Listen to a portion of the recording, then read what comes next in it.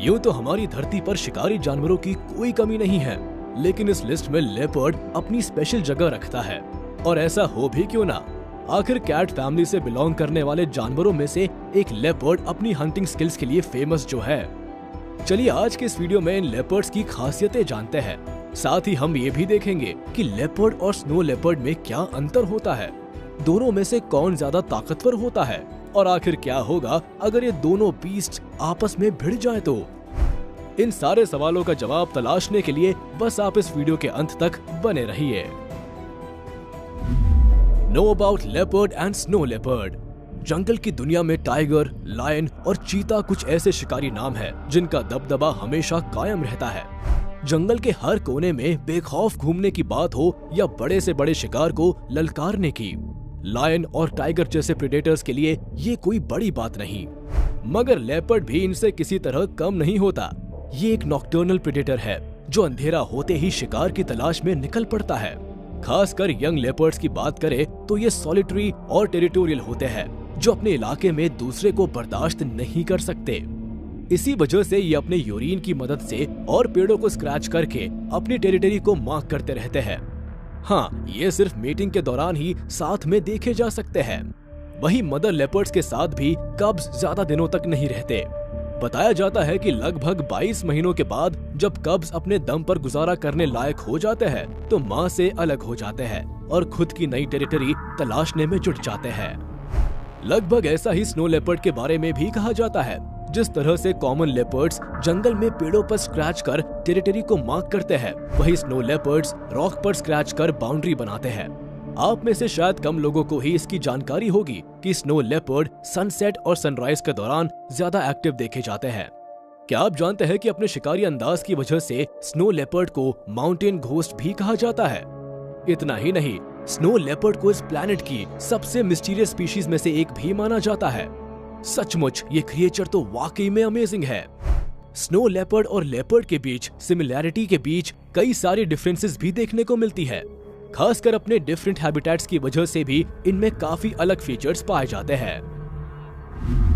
Appearance.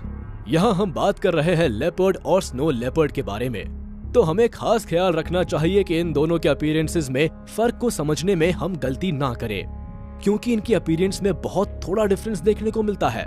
यानी दिखने में ये दोनों सेम लगते हैं मगर होते नहीं, बल्कि दोनों का स्पॉट पैटर्न अलग अलग होता है। अगर कॉमन लेपर्ड के बॉडी स्ट्रक्चर की बात करें तो स्लिम और लॉन्ग बॉडी, स्टर्डी लेग्स और लॉन्ग टेल्स की वजह से जहां एक को ये पावरफुल प्रेडेटर लगते हैं, वही इस लचीली बॉडी की मदद से ये आसानी से पेड़ों पर चढ़ जाते हैं। अगर इनकी साइज की बात करें तो इनकी एवरेज लंबाई 3 फीट तक या उसके आसपास होती है। दरअसल ये इनका लचीला और फुर्तीला शरीर ही है जो इन्हें सबसे खतरनाक शिकारी जानवरों की फहरिस्त में ला खड़ा करता है।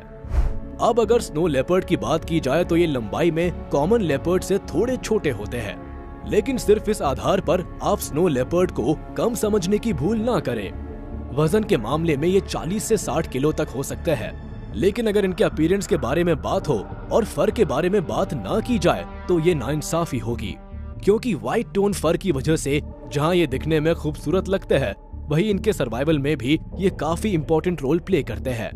बर्फीले इलाकों में छिपने और घात लगाकर हमला करने में इनकी ये अपीयरेंस बड़ी भूमिका निभाती है। Special features of leopard and snow leopard.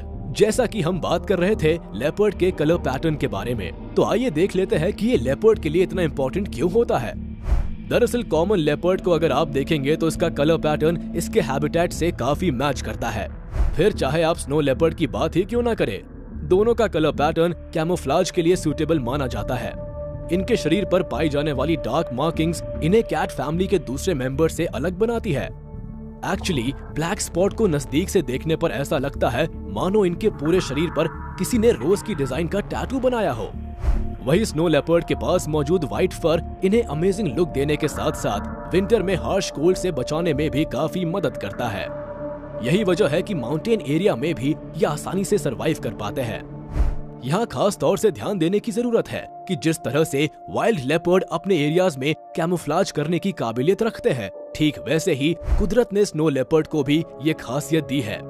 White फर के बीच ब्लैक स्पॉट्स इनके रॉक्स में आसानी से छुपने में मदद करते हैं। जिसकी मदद से ये शिकार कर पाने में सफल होते हैं। इतना ही नहीं, स्नो लेपर्ड के पूरे शरीर पर फर तो पाए जाते ही है, साथ ही इनके पॉज भी गद्देदार फर से ढके होते हैं, जिससे इन्हें स्नो पर चलने में मदद मिलती है और बिना किसी आहट के ये आसानी से शिकार के बेहद करीब पहुंच जाते हैं। दोनों में एक और स्पेशल फीचर ये होता है कि जहां कॉमन लेपर्ड पेड़ों पर चढ़ने में माहिर होते हैं, वहीं स्नो लेपर्ड रॉक्स और माउंटेन्स पर किसी ट्रेन शिकारी की तरह शिकार करते हैं। हैबिटेट्स। लेपर्ड को अडेप्टेबल एनिमल्स में से एक माना जाता है, यानी कि ये हर तरह के एनवायरनमेंट और हैबिटेट्स में सरवाइव करने के लिए केपेबल होते हैं। यही वजह है कि दुनिया के बड़े हिस्से में लेपर्ड पाए जाते हैं। सहारन सब सहारन कंट्रीज के अलावा लेपर्ड इंडिया, रशिया, चाइना सहित कई साउथ कंट्रीज में भी पाए जाते हैं। यानी कैट फैमिली के दूसरे मेंबर्स के मुकाबले ये ज्यादा जगहों पर रहने के लिए केपेबल होते हैं। यानी rain forest, temperate forest, grasslands, semi arid areas और माउंटेन जैसी हर तरह की एनवायरमेंटल कंडीशंस में इन्हें आसानी से देखा जा सकता है। और अगर स्नो लेपर्ड्स की बात की जाए तो ये कोल्ड और ड्राई माउंटेन पर पाए जाने वाली स्पीशीज है। ये इतने कमाल के होते हैं कि लगभग 10,000 फीट की ऊंचाई पर भी आसानी से जिंदा रह सकते हैं, जहां शिकार करना और खुद की जान बचाना दोनों चैलेंजिंग काम माना जाता है। अपनी इन्हीं अमेजिंग एबिलिटी और सर्वाइवल टेक्निक के कारण ये वर्षों से यहाँ पाए जाते हैं। स्नो लेपर्ड को सेंट्रल एशिया के माउंटेन रेंजेस का नेटिव एनिमल माना जाता है। दरअसल यहाँ दूसरे जानवरों का बचना मुश्किल हो जाता है, वही स्नो लेपर्ड यहाँ जिंदा रहने की सारी बारीकियों से परिचित है। विंटर के दौरान स्नो लेपर्ड लो लैंड में आकर रहने लगते हैं, फिर ठंड कम होते ही वापस ऊपर माउंटेन्स की ओर रुख कर लेते हैं। Hunting techniques. शिकार के मामले में ये दोनों ही लेपर्ड कैट की तरह ही होते हैं। घात लगाकर शिकार करना, उसका पीछा करना और हमला करने की टेक्निक्स लगभग इन्हीं के जैसी होती है। ये इतने जबरदस्त शिकारी होते हैं कि शिकार को कुछ समझ आए उससे कहीं पहले ही ये अपना वार कर चुके होते हैं। इसीलिए इन्हें शिकारी जानवरों में बेहद एक्टिव और स्ट्रॉन्ग प्रेडेटर माना जाता है। हालांकि लेपर्ड अकेले में शिकार करना पसंद करते हैं, मगर इनकी हंटिंग टेक्निक लायन से मिलती जुलती है।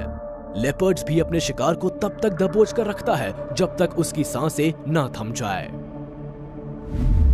Expert Hunter. इस बात में कोई शक नहीं है कि लेपर्ड अच्छे शिकारी होते हैं, लेकिन लायन और हाइना जैसे जानवरों से इन्हें अपना भोजन छुपा कर रखना पड़ता है। यही वजह है कि ये अपने शिकार पर हमला करने के बाद तुरंत ही उसे पेड़ पर ले जाकर छुपा देते हैं और बाद में आराम से भोजन करते हैं। अगर वो ऐसा ना करे तो उनके शिकार पर हाइनास और लायंस अपना अधिकार जमाने लगते हैं और इन्हें भूखा ही सोना पड़ता है। लेपर्ड के बारे में एक और खास बात यह है कि ये कभी शिकार का चुनाव नहीं करते, बल्कि जो भी इनके रास्ते आता है ये उसका शिकार कर लेते हैं। इस लिस्ट में rodents, monkey, baboons, deer, antelopes, यहाँ तक कि चीता, कब्स भी आते हैं। ये इतने स्ट्रॉन्ग होते हैं कि अपने से बड़े साइज के शिकार को भी बस में करने की ताकत रखते हैं। मगर इस मामले में स्नो लेपर्ड अपॉर्चुनिस्ट होते हैं। इन्हें मौके पर जो भी मीट मिल जाता है ये उसे खाकर ही गुजारा कर लेते हैं, क्योंकि जंगल के मुकाबले माउंटेन और रॉकी प्लेसेस पर काफी कम शिकार अवेलेबल होता है, इसीलिए चूजी होने का कोई ऑप्शन नहीं होता।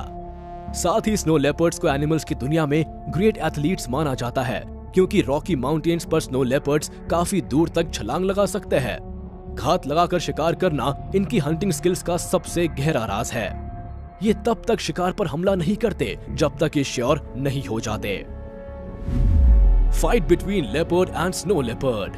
वैसे तो कॉमन लेपर्ड और स्नो लेपर्ड अलग अलग हैबिटेट्स में पाए जाते हैं, यानी इन दोनों के बीच मुश्किल से ही टक्कर हो सकती है। लेकिन अगर कभी इन दोनों के बीच मुकाबला हुआ तो कौन किस पर भारी पड़ेगा, आइए इसे समझने की कोशिश करते हैं। सबसे पहले अगर हम इन दोनों के साइज की बात करें तो इस मामले में कॉमन लेपर्ड स्नो लेपर्ड से बड़ा होता है। शिकार के मामले में भी स्नो लेपर्ड और कॉमन लेपर्ड एक दूसरे को टक्कर दे सकते हैं। कॉमन लेपर्ड के पास काफी स्ट्रॉन्ग मसल्स होती है, जिसके दम पर ये बड़े से बड़े जानवरों को भी कंट्रोल कर सकते हैं। वही माउंटेन रीजन्स में शिकार के साथ साथ स्नो लेपर्ड को बैलेंस का खास ध्यान रखना होता है। स्नो लेपर्ड के पास तो ये एबिलिटी जन्म से ही होती है, मगर कॉमन लेपर्ड शायद ही इस चैलेंज को पूरा कर सकेंगे, जिसकी वजह से इस फाइट में स्नो लेपर्ड भारी पड़ सकता है। स्नो लेपर्ड की तुलना में कॉमन लेपर्ड की बाइट फोर्स ज्यादा होती है, इस कारण से इन्हें हरा पाना आसान नहीं है। एक रिपोर्ट के मुताबिक जहां लेपर्ड की बाइट फोर्स लगभग 300 psi तक हो सकती है, वहीं स्नो लेपर्ड की बाइट फोर्स लगभग 100 psi तक ही होती है। यानी शिकार को दबोचने और उसे कैरी करने में कॉमन लेपर्ड कहीं ज्यादा ताकतवर और खतरनाक होते हैं। हाँ, स्नो लेपर्ड के पास काफी ज्यादा मात्रा में पाए जाने वाला फर इसे नुकीले पंजों के हमले से जरूर बचा सकता है। Who will win? दोनों लेपर्ड्स की स्ट्रेंथ और फीचर्स को देखने के बाद कहना मुश्किल है कि दोनों में जीतेगा कौन। लगता है मानो एक शेर है तो दूसरा सवा शेर। अब हमें तो ये दोनों नहले पर दहला लग रहे हैं, लेकिन इस बारे में आपकी क्या राय है?